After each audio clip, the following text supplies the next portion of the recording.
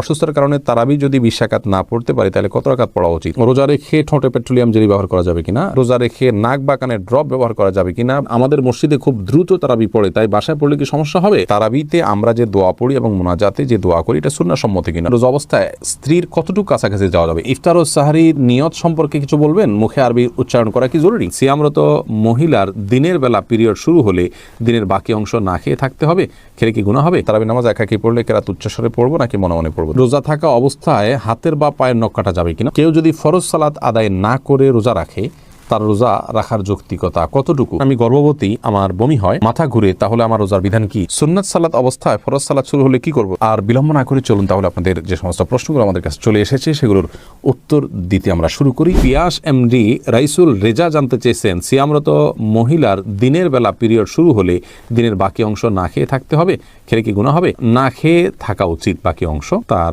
রোজার সম্মানার্থী করা উচিত। আহমেদ শাহাদাত জানতে চেয়েছেন, রোজা থাকা অবস্থায় হাতের বা পায়ের নখ কাটা যাবে কিনা? উত্তর কাটা যাবে, কোনো অসুবিধা। রোজা রেখে হাত পা নখ কাটা যাবে, এর সাথে রোজা ভঙ্গের কোনো সম্পর্ক নেই। এরপরে নার্গিস আক্তার জানতে চেয়েছেন, আমার বাবু হয়েছে 1 মাস, আমি এখন সুস্থ, আমি কি রোজা রাখতে পারবো? হ্যাঁ, অবশ্যই। বাবু 1 মাস হলে বাবুকে দুধ পান করলে আপনি রোজা রাখতে পারবেন এমন কোনো কথা নেই। এই অবস্থা আপনাকে রোজা রাখতে হবে, আল্লাহ তাআলা যদি আপনাকে সুস্থ রেখে থাকেন। সারজুর রিমা এই আইডি থেকে আপনি জানতে চেয়েছেন, রোজা রেখে ঠোঁটে পেট্রোলিয়াম জেলি ব্যবহার করা যাবে কিনা? ঠোঁটে যদি খুব বেশি ফেটে যায়, খুব বেশি বিরক্তির কারণ হয়, তাহলে হালকা করে দিতে পারেন। কিন্তু আপনার একান্ত যদি ঠোঁট না ফাটে বা খুব বেশি কষ্ট না হয়, তাহলে পেট্রোলিয়াম জেলি ঠোঁটে ব্যবহার খুব বেশি করে করলে আপনার সেটি আমাদের থুতুর সাথে ভেতরে যাবে, সে আশঙ্কা আছে। এই জায়গা থেকে এটি করা অনুচিত এবং অনুত্তম এবং করা যাবে না। নাজির আহমেদ ফারুক আপনি জানতে চেয়েছেন, তারাবিতে আমরা যে দোয়া পড়ি এবং মুনাজাতে যে দোয়া করি এটা সুন্নাহ সম্মত কিনা? ভাই, তারাবির 4 রাকাত পর পর দোয়া পড়া বা তারাবির শেষে সবাই মিলে আলাদা করে দোয়া করার কোনো শিক্ষা, কোনো নির্দেশ রাসূল আকরাম সাল্লাল্লাহু আলাইহি ওয়াসাল্লাম থেকে দেন নাই। সাহাবায়ে কেরাম তারাবি জামাতের সাথে পড়েছেন, কিন্তু তারা এরকম কোনো দোয়া করেছেন বলে কোনো প্রমাণ নাই। আর শরীয়তে কোনো কিছুর প্রমাণ না থাকলে ইবাদতের মধ্যে কোনো ইবাদতের মূল স্ট্রাকচার বা পদ্ধতির মধ্যে কোনো কিছু হাদিসে না থাকলে সেটাকে আমরা ইবাদতের অংশ হিসাবে যুক্ত করা, এটা সঠিক কাজ নয়। আমরা মনে করি যে এটাকে কেউ যদি তারাবির অংশ মনে করেন তো এটা ভুল হবে। হ্যাঁ, মাঝে মধ্যে করলেন সেটি ভিন্ন কথা। সালাতের পর দোয়া কবুল হয়, সেই জায়গা থেকে যা যা মতো দোয়া করলেন সেটাও অসুবিধা নেই, এটা ঐচ্ছিক বিষয়। কিন্তু সিস্টেম বানিয়ে নেওয়া এবং এটাকে একটা ফরম্যাটে আনা, যে নিয়মিত এই কাজটা করা, সেটা কিন্তু সঠিক নয়। এরপর শেখ মোহাম্মদ শামীম জানতেছেন, তারাবি নামাজ একাকি পড়লে কেরাত উচ্চস্বরে পড়বো নাকি মনে মনে পড়বো? দুইটাই করতে পারেন। উচ্চস্বরে পড়বেন এই নিয়তে, আপনি তাকবীর জোরে দিবেন, একামত দিবেন যে আপনি ইমামতি করছেন, কেউ এসে আপনার সাথে পাশে যেন মাঝপথে দাঁড়িয়ে যেতে পারে, সেই জায়গা থেকে আপনি উচ্চস্বরে পড়তে পারেন। আর যদি সেরকম কোনো আশা না থাকে, কেউ আসবেন আপনার সাথে যুক্ত করবেন, এরকম কোনো আশা না থাকলে, বা আপনি চাইলে একাকি পড়বেন, সেই উদ্দেশ্যে আপনি আস্তে আস্তেও পড়তে পারেন, অসুবিধা নেই। এরপরে শিহাব মন্ডল জানতে চেয়েছেন, রোজা অবস্থায় আতর বা পারফিউম ব্যবহার করার বিধান কি? উত্তর হলো জায়েজ আছে, কোনো অসুবিধা নেই। আতর পারফিউম ব্যবহার করা যাবে, রোজা রেখে তেল ব্যবহার করা যাবে, কোনো অসুবিধা নেই। ইয়াকুব হোসাইন জানতে চেয়েছেন, রোজা রাখা অবস্থায় স্বপ্নদোষ হলে রোজা থাকবে কিনা? থাকবে, কোনো অসুবিধা নেই। স্বপ্নদোষ মানুষ ইচ্ছাকৃত করে না, অতএব স্বপ্নদোষ হলে বীর্যপাত হয়ে গেলে ঘুমের মধ্যে আপনার রোজা কন্টিনিউ করতে পাওয়া হবে। স্বপ্নদোষের কারণে বীর্যপাত হলে সে কারণে আপনি গোসল করবেন, গোসল ফরজ হবে আপনার, কিন্তু রোজা ভাঙবে না। শাকুল খান জানতে চেয়েছেন, কেউ যদি ফরজ সালাত আদায় না করে রোজা রাখে, তার রোজা রাখার যৌক্তিকতা কতটুকু? তিনি রোজা রাখছেন, একটা ফরজ আদায় করতেছেন, এজন্য আমরা অবশ্যই তাকে অ্যাপ্রিসিয়েট করবো যে তিনি অন্তত একটা ফরজ আদায় করতেছেন।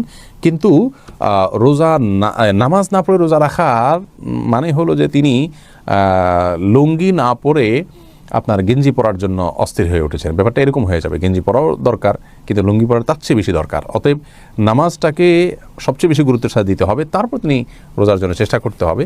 নামাজ না পড়ে রোজা রাখা, এটা হলো নামাজের গুরুত্ব বা সালাতের গুরুত্ব না বোঝার কারণে। আল্লাহ তাআলা আমাদের ভাইকে বোঝার তৌফিক দান করুন। ত্রিহান আপনি আইডি থেকে জানতে চাইছেন, আমি গর্ভবতী, আমার বমি হয়, মাথা ঘুরে, তাহলে আমার রোজার বিধান কি? যদি বমি হয় এতে রোজা ভাঙবে না, ইচ্ছাকৃত বমি না করলে রোজা ভাঙবে না। হাদিসে আসেন নবী সাল্লাল্লাহু আলাইহি ওয়াসাল্লাম বলেছেন, যে ব্যক্তির বমি হয় তার রোজা ভাঙবে না, যে ইচ্ছাকৃত বমি করে হাত দিয়ে বা বের করে তার রোজা ভাঙবে। আর যদি বমি হওয়ার পর কিছু আপনি গিলে ফেলেন তার কারণে রোজা ভাঙবে, কিন্তু এমনি বমি হলে রোজা ভাঙবে না। মাথা ঘুরে বমি হয়, তারপর কষ্ট করে আপনার রোজা রাখা উচিত, এটা ফরজ রোজা, এখানে কার্পণ্য করা উচিত নয় এবং ত্রুটি করা উচিত নয়। আল্লাহ আমাদের তৌফিক দান করুন। এমনি হাসানুল করিম জানতেছেন, রোজা অবস্থায় স্ত্রীর কতটুকু কাছাকাছি যাওয়া যাবে? রোজা অবস্থায় স্ত্রীর সাথে সম্পূর্ণ পাশাপাশি শোয়া যাবে, থাকা যাবে, এমনকি চুম্বনও করা যাবে, আলিঙ্গনও করা যাবে, কোনো অসুবিধা নেই। শুধুমাত্র স্ত্রীর সহবাস সেটি করা যাবে না। সহবাসটা যাতে না হয় সেই জিনিসটি খেয়াল করতে হবে। লজ্জাস্থানের মিলন সেটি সরাসরি হারাম, বীর্যপাত না হলেও শুধু সম্মিলনটাই হারাম। এছাড়া আলিঙ্গন চুম্বন হতে পারে। আমাদের আয়েশা রাদিয়াল্লাহু আনহা বলেছেন যে নবী সাল্লাল্লাহু আলাইহি ওয়াসাল্লাম রোজা রাখা অবস্থায় স্ত্রীদের আদর সোহাগ তিনি করতেন এটি জায়েজ আছে। তবে কেউ যদি সেটি করতে গেলে নিজেকে নিয়ন্ত্রণ করতে পারবেন না এমন আশঙ্কা হয়, তাহলে তার জন্য এটি করা জায়েজ নাই। সাদ্দাম হোসেন জানতে চেয়েছেন, গর্ভবতী 9 মাসের সময় রোজা না রাখলে গুনাহগার হবে কি না। 9 মাসের সময় যদি রোজা রাখলে তার অসুবিধা হয়, সন্তানের বড় কোনো রিস্ক থাকে অথবা তার শরীরে বড় ধরনের কোনো রিস্ক থাকে, যেটা একজন দিনদার একজন মুসলিম ডাক্তার তাকে সাজেস্ট করেন, তাহলে সেক্ষেত্রে রোজা না রাখলে গুনাহগার হবেন না। কিন্তু এই রোজাগুলো তাকে পরবর্তীতে রেখে দিতে হবে। অহেতুক আপনার ভয় থেকে যে হতে পারে ক্ষতি, এরকম নিছক আশঙ্কা থেকে বা আপনার সন্দেহের কারণে রোজা না রেখে থাকা জায়েজ নয় গর্ভবতী মায়ের জন্য।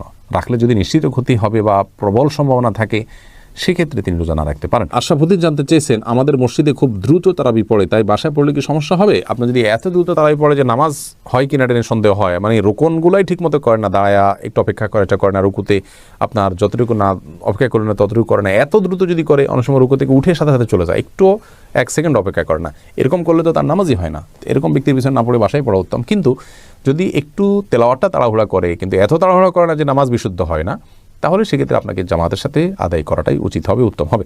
যদিও তারাবির নামাজ কেউ জামাতের সাথে আদায় না করলে কোনো গুনাহ হবে না, তার মধ্যে তিনি একা পড়তেও পারবেন, কিন্তু জামাতের নামাজ অবশ্যই 27 গুণ বেশি সওয়াব রাখে। মেহেদি হাসান মির্জা জানতে চেয়েছেন, রোজা রেখে নাক বা কানে ড্রপ ব্যবহার করা যাবে কিনা। ভাই মেহেদি হাসান, রোজা রেখে নাকে ড্রপ দিতে পারবেন না, কারণ নাকে ড্রপ দিলে সেটা গলা যেতে পারে। নবী সাল্লাল্লাহু আলাইহি ওয়াসাল্লাম বলেছেন, ওয়ামাদমিদ ইল্লা আনতাকুনা সাইমান, তুমি কুলি করবে কিন্তু রোজাদার হলে গড়গড়া করতে যাবে না, কারণ গড়গড়া করলে ভিতরে পানি যেতে পারে। নাকে ড্রপ দিলে সেটা যেহেতু ভিতরে যেতে পারে, অতএব সেই জায়গায় এখানে নাকে ড্রপ দেওয়া যাবে না রোজা রেখে।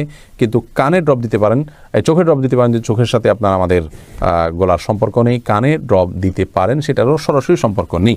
যদি আপনি গলায় স্বাদ অনুভব করেন ড্রপ দেওয়ার পরে কানে বা চোখে, তাহলে সেক্ষেত্রে আপনি সে রোজা আবার রেখে দিবেন, কিন্তু নাকে দিতে পারবেন না, যেহেতু নাকে দিলে সেটা ভেতরে যায়। এরপরে সাইদুর রহমান জানতে চেয়েছেন, ইফতার ও সাহারির নিয়ত সম্পর্কে কিছু বলবেন, মুখে আরবি উচ্চারণ করা কি জরুরি? ভাই সাইদুর রহমান, নিয়ত হলো ইচ্ছা করার নাম। নিয়ত শব্দের অর্থ হলো ইচ্ছা করা, আর ইচ্ছা মানুষ মন দিয়ে করে। আমি ইচ্ছা করেছি, অর্থাৎ আমি মনে মনে কোনো প্ল্যান করেছি, এটার নামই হলো নিয়ত করা।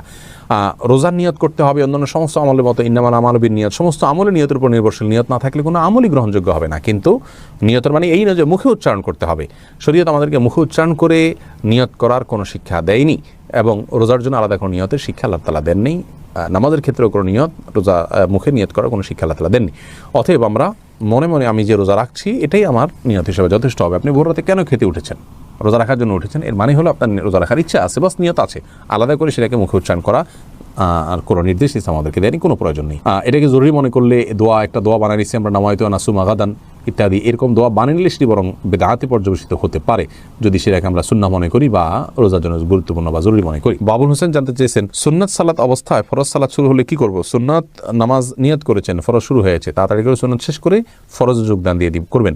আর ওলামা ইকরাম আমরা অনেকে বলেন অবস্থা নামাজ ছেড়ে দিয়ে ফরজে যোগদান করবেন, কারণ তারা বলেন ইদা উকিমাতিস সালাতু ফালা সালাতা ইল্লাল মাকতুবা। নবী সাল্লাল্লাহু আলাইহি ওয়াসাল্লাম হাদিসের মধ্যে তিনি বলেছেন, যখন নামাজের ইকামত শুরু হয় তখন কোনো নামাজ নাই ফরজ ছাড়া, অতএব আপনি ছেড়ে দিয়ে ফরজ চলে যাবেন, এটা তারা বলেন।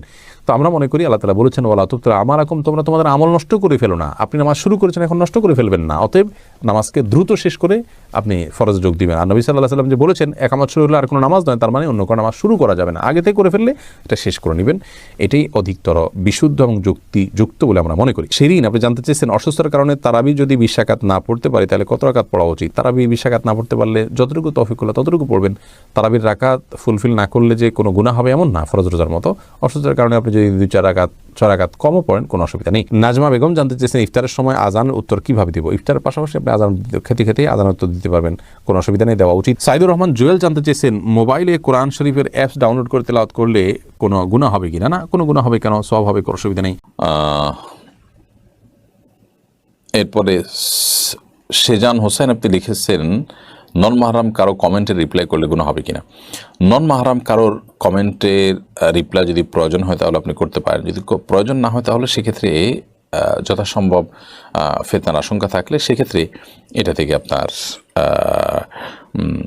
বিরত থাকতে হবে, এবং এটি ফিতনার দ্বারকে যেন উন্মোচন না করে সেজন্য একান্ত প্রয়োজন না হলে রিপ্লাই না করা উচিত। হ্যাঁ, এমন কোনো রিপ্লাই আপনি করেছেন যেখানে আসলে ফিতনার কোনো বিষয় নাই বা খুব প্রয়োজনীয়, তিনি ভুল কিছু বলেছেন সেটাকে আপনি সংশোধন করেছেন, এটা জায়েজ আছে। কিন্তু যেটা আজকাল দেখা যায় যে সেখানে অপ্রাসঙ্গিক কথা বলে, অর্থাৎ যেটা আসলে প্রয়োজনীয় কোনো কথা না সেরকম কিছু বলে আমরা তাদের দৃষ্টি আকৃষ্ট করার জন্য অনেকে করে থাকি, এরকম দেখা যায়, তো সেটা হলে সেটা গুনাহ হবে। শহীদ আম্বিয়া এর থেকে আপনি লিখেছেন, মসজিদ কমিটি কি ধরনের লোকদের নিয়ে গঠিত হওয়া উচিত?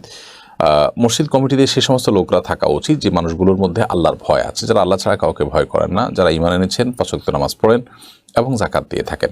এই 4 বৈশিষ্ট্য, ঈমান এনেছেন, নামাজ পড়েন, যাকাত দিয়ে থাকেন এবং আল্লাহ ছাড়া কাউকে পরোয়া করেন না, আল্লাহর ভীতিটা তাদের মধ্যে আছে, আল্লাহকে শুধু হিসেব করে কথা বলেন, বাকি কারোর মুখের দিকে তাকিয়ে কথা বলেন না, অন্তত সত্য লুকান না। এই মানুষগুলো